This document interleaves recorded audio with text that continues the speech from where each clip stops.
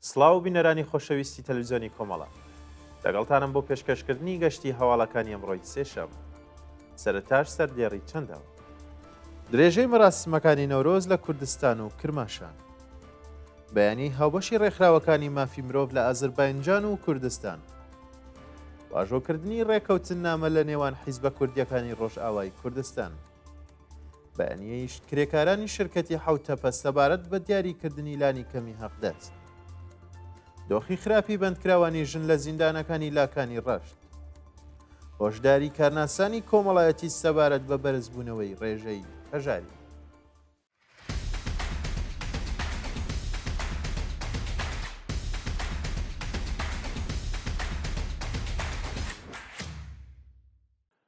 درێژەی مەراسمەکانی نەورۆز لە کوردستان و کرماشان.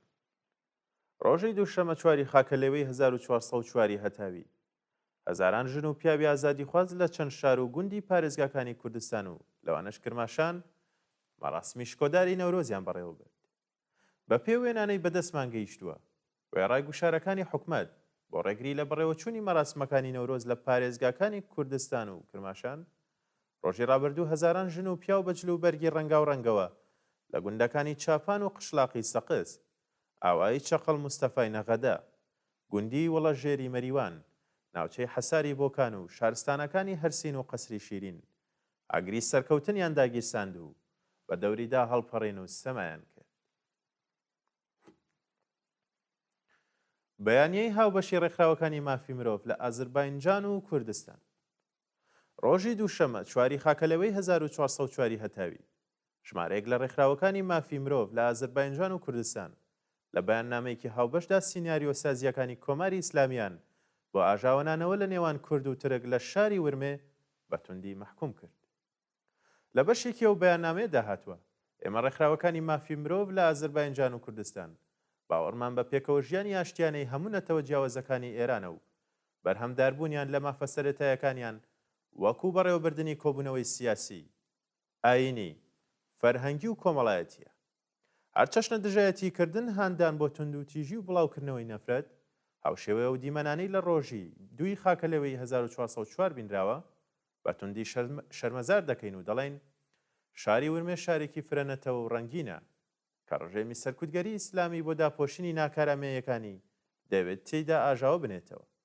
بوونی کەسانە وەکو نادر قاسیپور و محەممەد خەلیلپور لەو مەراسیمە کە دەستیان لە کۆمەڵکوژی گەنجانی ئازادی خوازی تورک و کورد هەیە نیشانەیەکی ڕوونە بۆ ئەوەی هەر مێشکێکی ئاگا لە مەبەستەکانی ڕژم تێبگات بەو بۆنەوە داوا لە خەڵکی ئازادی خوازی کورد و ترک دەکەین فریوی پلانی ناوەندەمنیەکان نەخۆن و دیمەنی پێکەوە ژیانێکی پڕ لە شای و خۆشی بخۆڵقێنن. دەست بەسەرکردنی 22 کەس بەهۆی ئاژاوەنانەوە لە ورمێ. پاش کاردانەوەی توندی کۆمەڵگا و چالاکانی سیاسی و مەدەنی بەرامبەر بە ناکۆکینانەوەی دەست و پەیوەندەکانی کۆماری ئیسلامی لە ڕۆژی دوی خاکەلەوەی 1404 لە ورمێ، پۆلیسی ئازەربایجانی غەربی ڕایگەیان کە 22 کەسی لە پەیوەندی لەگەڵە و ڕووداوە دەست بەسەر کردووە. لە ڕاگەیاندنی پۆلیسی پارێزگای ئازەربایجانی غەربیدا هاتووە کە 22 کەس کە لە سەرچاوەی سەرەکی ئاژاوەنانەوە و بڵاوکردنەوەی نەفرەت بە مەبەستی هەڵگرسانی شەڕی قەومی بوون شناسایی و دەست بەسەر کراون. پۆلیسی شاری ورمێ هەڕەشەی لەو کەسانە کردووە کە پێکەوە ژیانی ئاشتیانە لەو شارە ئەبەنە ژێر پرسیار و ڕایانگەیاندووە کە بە توندترین شێوە ڕوبەڕوویان دەبنەوە. واژۆکردنی ڕێکەوتنامە لە نێوان حیزبە کوردیەکانی ڕۆژئاوای کوردستان. ڕۆژی دووشەمە چواری خاکەلێوەی 1404 هەتاوی بە هاوکاری ئەمریکا، فەڕەنسا و سەرۆکی هەرێمی کوردستان ڕێکەوتنی مێژوویی لە نێوان حیزب و لایەنە سیاسیەکانی ڕۆژئاوای کوردستان واژۆ کرا. لەو ڕێکەوتنامەیەدا جەخت کراوەتە سەر پێگێنانی سووریایەکی دیموکراتیک فرەحیزبی و لامەرکەزی بوونی سووریا و بڕیار دراوە کە مافەکانی گەلی کورد بە فەرمی لە یاسای بنەڕەتی سووریادا تۆمار بکرێت. بە فەرمی ناسینی مافەکانی گەلی کورد لە سووریا وەکو ئەسڵێکی بنەڕەتی لەو ڕێکەوتنامەیەدا هاتووە و بڕیارە لە گفتوگۆکانی داهاتووی نێوان خۆبەڕێوەبەرایەتی ڕۆژاوای کوردستان و دەوڵەتی ناوەندی سووریادا قسە و باسی لەسەر بکرێت. بەیانیەی کرێکارانی شرکەتی حوتەپە سەبارەت بە دیاریکردنی لانی کەمی هەقدەست. کۆمەڵێک لە کرێکارانی شاغڵ لە شرکەتی نەیشەکەری حوتەپە ڕۆژی دووشەمە چواری خاکەلەوەی 1404 هەتاوی لە بەیاننامەیەکدانا ڕزایەتی خۆیان لە ئازبڕیاری شۆرای باڵای کار و دیاریکردنی لانی کەمی هەقدەست نیشاندا. لەو بەیاننامەیەدا هاتووە تەوەڕۆمی پێداویستیەکانی ژیان بەردەوام لە هەڵکشانە و لانی کەمی هەقدەستی کرێکاران ئەبێ بە جۆرێک دیاری بکرێت کە چینی هەژاری کۆمەلگا بتوانێت هەزینەکانی ژیانێکی یاسایی پێدابین بکات. بۆ بۆنەوە کرێکارانی نێشەکەری حوتەپە لەگەڵ دیاریکردنی لانی کەمی هەقدەست بە پێڕێژەی هەڵاوسانی تۆمارکراو لەلایەن دەوڵەتەوە دژایەتی دەکەن و دەڵێن ئامارەکانی ڕژەم ساختەیە و ئەبێ هەقدەست بە پێی نرخی ڕاستەقینەی تەوەڕۆم لەلایەن نوێنەرانی واقعی و سربەخۆی کرێکارانەوە دیاری بکرێت. هەقدەستی کەمتر لە سەبەتەی مەعیشەت تاوانە و لانیکەمی هەقدەست نابێت کەمتر لە 6 ملیۆن تمەن بێت. ئێمە کرێکارانی شرکەتی نەیشەکەری حوتەپە بۆ گۆڕانی و دۆخە بەهێزتر لە هەمیشە و یەکگرتوانە درێژە بە خەبا دەدەین.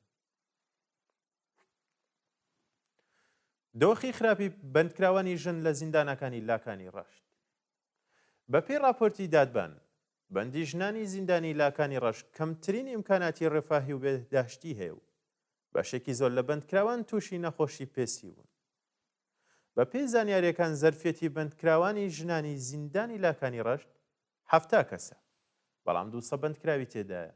قەرەباڵغبوونی زیندانەکان کێشەی بێهداشتی و دەرمانی بۆ بەندکراوان ساز کردووە و بەرپرسانی بەندینخانە تەنیا یەک پزیشکی ناکارامەیان بۆ دەرمانگای زیندان دابین کردووە کە 2 هەفتە جارێک سەردانی بەندکراوان دەکات. بە وتەی سەرچاوەکانی هەواڵ بەندکراوان و بنەماڵەکانیان بە هەزینەی خۆیان دەرمان دابین دەکەن و ئەگەر ڕێکخراوە مەدەنیەکان نەبن زۆربەی بەندکراوان لە دەرمان و خزمەتگوزاری پزیشکی بێبەش دەبن. گوشاری ناوەندە ئەمنیەکان بۆ گەڕانەوەی مەیسەم خوداڕەحمی بۆ زیندان.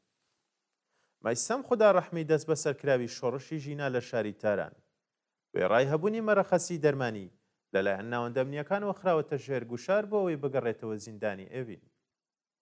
مەیسەم خوداڕەحمی لە سەردەمی شۆڕشی ژینا دەست بەسەر و بە زەربەی باتۆمی سەرکوتگەران هەردووە ژنۆی شکاو لە دەرمانی پێوەیست بێبەشکرا. ئێستا و بەندکراوە سیاسەت تووشی ئێش و ئازاری سەخت بووە و بەرپرسانی زیندان تەنیا 4 ڕۆژ مەرەخەسی دەرمانیان پێداوە.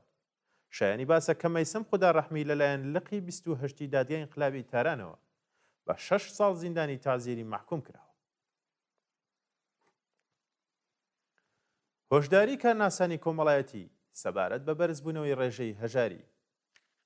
محەممەد سەدر ئەندامی مەسلحەتی نیزام ڕۆژی دووشەمە چواری خاکەلەوەی 1404 هەتاوی ڕایگەیان 30 ملیۆن ئێرانی لەژێر هێڵی هەژاری تەواو دەژین. ئەو بەرپرسە دەوڵەتیە وتی ئەبێ بزانین کە ڕێگە چارەی کێشە ئابووریەکان تەنیا گۆڕانکاری ئابووری نییە و سەرەتا بێ قەیرانی سیاسەتی دەرەکی چارەسەر بکرێت. دانپێدانانی بەرپرسانی ڕژێم بە سیاسەتە هەڵەکانیان لە حاڵێکدایە کە ڕێبەری کۆماری ئیسلامی پێداگری لەسەر هەمان سیاست دەکات و خەریکە ئێران بەرەو شەڕێکی گەورە دەبات. لە ڕۆژانی ڕابردوودا زۆربەی کارناسانی ئابووری و کۆمەڵایەتی سەبارەت بە چوونەسەرەوەی نرخەکان لە ساڵی تازە هۆشداریاندا و ڕایانگەیاندووە کە ئەگەر کۆماری ئیسلامی لەگەڵ ئەمریکا و ئەوروپا بەڕێکەوتن نەگات ئابووری وڵات دەڕوخێت و هەژدەهەکی کۆمەلگا دەکەونە ژێر هێڵی هەژاری. دەست بەسەرکردنی سەدان کەس لە خۆپیشاندەران لە تورکیا. شەوی دووشەمە چواری خاکەلەوەی 1404 هەتاوی دەیان هەزار کەس لە خەڵکی تورکیا لە چەند شاریە وڵاتە بۆ شەشەمین شەوی بەردەوام دژ بە دەوڵەتی ئەردۆغان خۆپیشاندانیان کردو بەدەیان کەسی دیکە لەلایەن پۆلیسەوە دەست بەسەر کران. ماوەی 6 ڕۆژە خەڵکی تورکیا دژ بە زیندانیکردنی ئەکرەم ئیمامۆغڵۆ خۆپیشاندان دەکەن و لەو ماوەیەدا زیاتر لە 1133 کەس لەلایەن پۆلیسەوە دەست بەسەر کراون. ڕۆژی ڕابردوو ئەردۆغان هەڕەشەی لە خۆپیشاندەران و ڕێبەرانی حیزبی کۆماری خوازانی گەل کرد و ڕایگەیان بەهۆی ڕووداوەکانی 6 ڕۆژی ڕابردوو زیانێکی زۆر بۆ وڵاتە گەیشت و هەمووی لە ئەستۆر ڕێبەرانی ئەو حیزبەیە. شایانی باسە کە لە نێوان دەست بەسەرکراواندا دەڕۆژنامەوان بوونیان هەیە و یەکێتی ئەوروپاش داوای لە دەوڵەتی تورکیا کردووە بە زووترین کات ئازادیان بکات. و دوایین هەواڵمان سەبارەتە بە گیان لە دەستدانی دەیان فەڵەستینی لە هێرشەکانی ئیسرائیل بۆ سەر غەزە. ڕۆژی دووشەمە چواری خاکەلەوەی 1404 هەتاوی فڕۆکەکانی ئیسرائیل چەند ناوچەیان لە غەزە بەردومان کردو بەو هۆیەوە دەیان فەڵەستینی دیکە کوژرا و بریندار بوون. بە وتەی بەرپرسانی بەهداشتی غەزە 61 فەڵەستینی کە زۆربەیان ژن و منداڵ بوون لە هێرشەکانی ڕۆژی ڕابردووی ئیسرائیل کوژراون و 134 کەسی دیکەش بریندار بوون.